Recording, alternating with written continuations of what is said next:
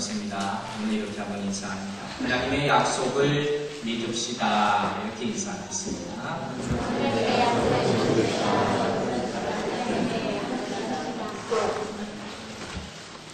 여러분, 만약에 지금 이 시간에 하나님이 여러분 앞에 딱 나타나셨어요. 어떤 모습인지 모르지만 하나님 여러분 앞에 나타나셔서 이렇게 명하십니다. 네가 이제부터 목사가 되어야 되겠다. 이렇게 하시면 여러분 어떻게 대답하겠어요? 또 학생들 앞에 나타나서 너희들 세미나에 좀 가야 되겠다. 아니면 가뜩이나 우리 선교사님들 와 계신데 너희들 선교사님 따라 중국을 좀 가면 어떠냐. 이렇게 하나님 말씀하신다면 여러분들 뭐라고 대답하시겠습니까? 이 가운데 혹시 예스라고 대답하실 분 있으십니까? 한번 손들어 보시기 바랍니다. 한 명 남았습니다. 그래도 감사합니다. 이건 제가 자주 얘기하지 않습니까? 저는 우리 교회 식구들 가운데 꼭 신학교 가는 사람이 나오기를 간절히 소망합니다. 정말 믿음의 자녀들이 태어나기를 간절히 소망합니다. 특별히 부모님들 자녀들이 그냥 예수 잘 믿고 잘 되게 해주세요만 기도하지 마시고 아이들이 신학교 간다고 그럴 때 결사적으로 막지 마시고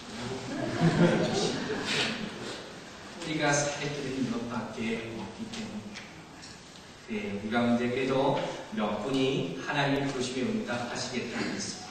목사가 되라. 목사가 되겠습니다. 선교사가 되라. 선교사 되겠습니다. 주의 종이 되라. 주의 종이 되겠습니다. 이렇게 응답을 했어요. 그러면 이제 입장을 좀 바꿔서 생각해 봅시다. 이제 내가 목사가 됐어요. 그러면 여러분들 생각하시는 목사의 생각 가운데 가장 힘든 게 뭐겠습니까? 떠오르는 몇 가지가 있겠죠. 먼저 한국교회의 특징이라고 할 수 있는 목사가 되면 새벽에 일찍 교회에 나와야 됩니다. 여러분 새벽에 다 평생 동안 나오실 수가 있겠습니까? 아무도 안 오는 아닙니다. 여러분들 다 일찍 출근하시지 않습니까? 그러니까 이거 크게 어려운 일 아닌 것 같습니다. 또 목사가 할 일은 뭡니까? 기도하는 문제. 여러분 평생 동안 하나님과 교제하는 시간을 가지실 수가 있겠습니다. 기도가 어렵지요.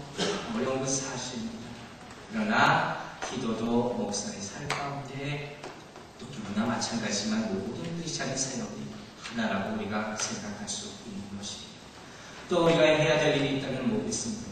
목사는 또 신방을 다녀야 됩니다. 교인들의 안위를 살피고 어려운 일이 있을 때 가서 위로해주고 기쁜 일이 있을 때 가서 같이 기뻐해주는 일을 해야 됩니다.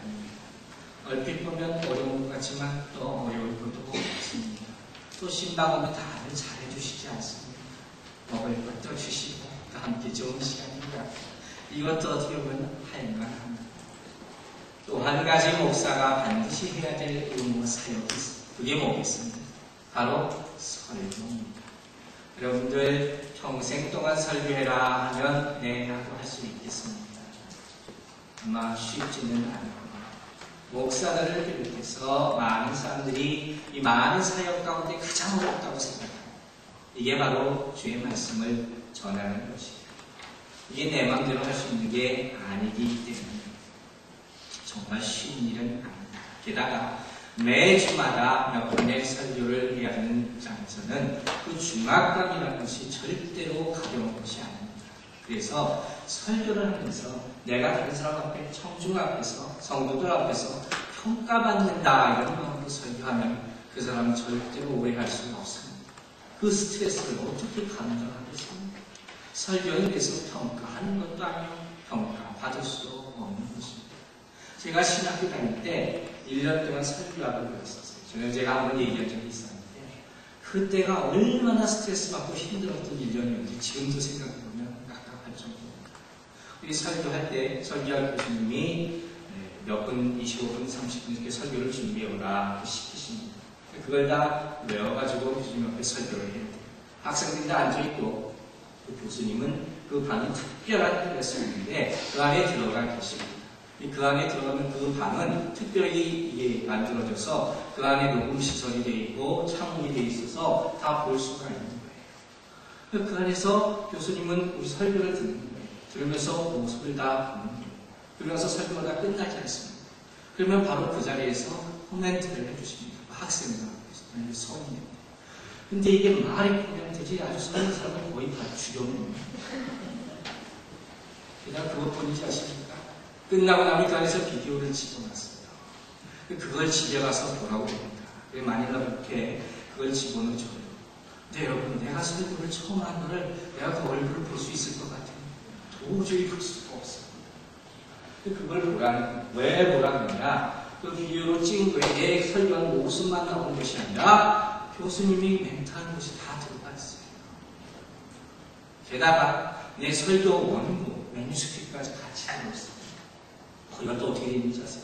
내 딸은 열심히 만들어져 있는데 거기다 10벌금 중으로 처음부터 끝까지 완전히 딱 섞어봤어요. 그러시니 내가 이거 내 딸이는 열심히 했다고 가도 그렇게 평가를 받는 거예요. 처참하게 난도질을 당하는 거예요. 게다가 가끔가다 이런 경우도 있어요. 그 설교를 딱 외워가지고 교수님 앞에 학생들 앞에서 해야 하는데 제가 했던 어떤 한 미국 학생은 딱 앞에 서니까 긴장이 되는 거예요. 근데 안 떨리겠습니다. 긴장이 되니까 처음 스타트가 생각이 안 납니다. 설교를 일어나지 못하죠. 처음부터 할 수가 없는 거예요. 교수님이 딱 30초 뒤에 너 내려와. 야, 우리 차이가 생각났어. 얼굴이 시뻘개져가지고 내려와. 그만큼 내가 평가받는 자리는 힘들고 어려운 자리예요. 그래서 저도 마찬가지예요. 여러분 어떻게 생각하실지 모르지만 내가 여러분한테 내 설교를 평가받는다. 이렇게 생각하면 이거 힘든 거예요. 또 설교는 너무 잘하려고 해도 그게 잘 안 됩니다. 내 마음대로 안 된다는 거예요. 그래서 저는 항상 마지막에 정말 최후의 1초까지 남겨놓을 때까지 집중적으로 기도하는 게 이 단어 앞에 서기 전이에요. 이 뒤에 앉아있어요. 항상 제가 기도하는 게 문제였습니다.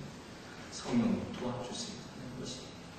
제가 오래전에 얘기했지만 말씀 제가 처음 전할 때 너무 떨려서 밤새 그 기도만 했다고 했어요. 하나님 떨지 말게 해주세요. 정말 창피합니다. 그 기도하는 것이. 그럴 수밖에 없고 또 성령님 도와주세요. 주의 말씀을 전하는 것 아닙니다. 내가 이걸 어떻게 할 수 있겠습니까? 잘하려고 해서 되는 게 아니라는 거예요. 그래서 여러분 보세요. 가끔 초청 강사나 이렇게 전도사님이나 사역자들 처음 왔을 때 인사시키냐고 설교를 시키지 않습니까? 그럼 그런 분들 되게 어떤 설교를 하는 것 같아요? 딴에 제일 잘하는 설교를 해요. 그럴 수밖에 없죠. 저도 그랬어요. 자기 딴에 제일 잘 만든 설교, 이걸 하게 되는 거예요. 인정받고 싶기 때문에. 그러나 저같이 매주마다 또 이렇게 몇 번 설교를 하는 사람은 제일 잘 만든 설교를 하는 게 있을 수가 없는 거예요. 내 딴이 잘 만들었다 해도 청중이 다르게 들릴 수 있기 때문이고 또 본문 볼 때마다 다른 구절, 다른 뜻이 생각나기 때문에 내 마음대로 할 수 없다는 것이에요. 그러나 그럼에도 불구하고 열심히 설교를 만들게 됩니다. 그래서 대개 담임 목사들은 뭘 생각합니까? 전체 성도들의 영적인 상태를 생각하는 거예요. 지금 이분들이 과연 어떤 수준에 있느냐 하는 것을 생각하게 되고 그 상황을 생각하는 거예요. 그리고 그 때를 생각하는 거예요. 그래서 거기에 맞게 설교를 하게 되는 거예요.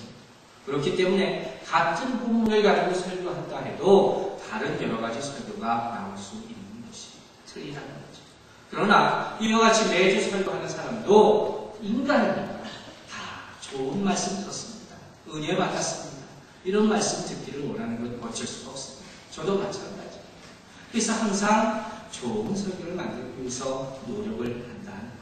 그리고 모든 사람들이 특별히 많은 설교자들에게 교과서 같은 설교다 이렇게 여겨지는 설교가 있습니다.